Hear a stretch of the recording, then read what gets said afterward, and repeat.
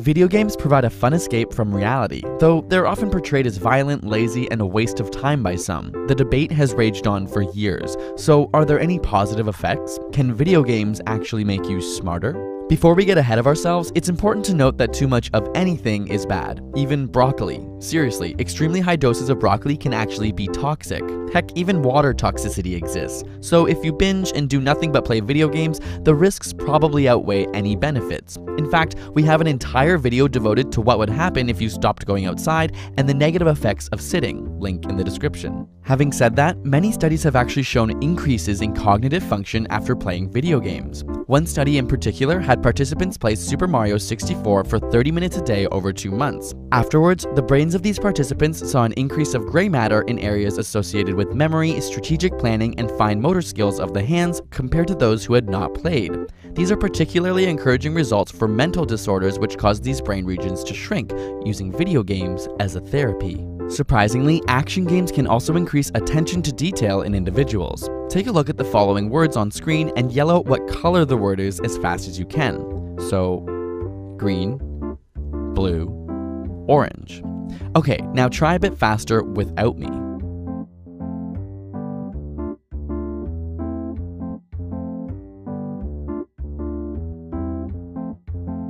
As we continue, it becomes more difficult because there is a conflict between the word itself and its color. Chances are, if you play more than 5 to 10 hours of action games a week, you're able to solve these problems much more quickly. This is because your brain is actually more efficient in the regions associated with attention. Of course, video games can also be incredibly educational, and while you may not be playing some of your favorite games for this purpose, there are certainly many games that are used as effective teaching tools for both young and old. They may even help kids who suffer from dyslexia read more effectively. In a small study, dyslexic children who played regular video games ended up reading faster and more accurately, once again relating to improved attention skills.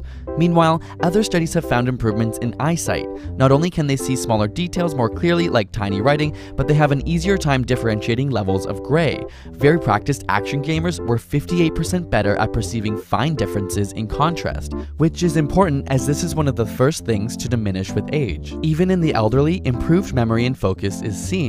More importantly, specially designed brain-teasing video games have been shown to slow the aging process of the brain by up to 7 years. This is because they are cognitively complex and require mental energy.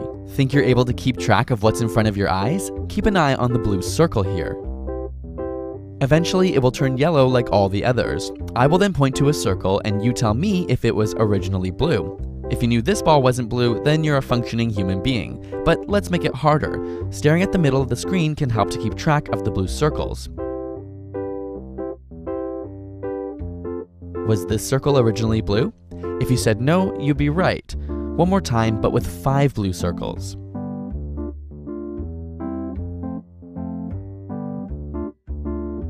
Was this one originally blue?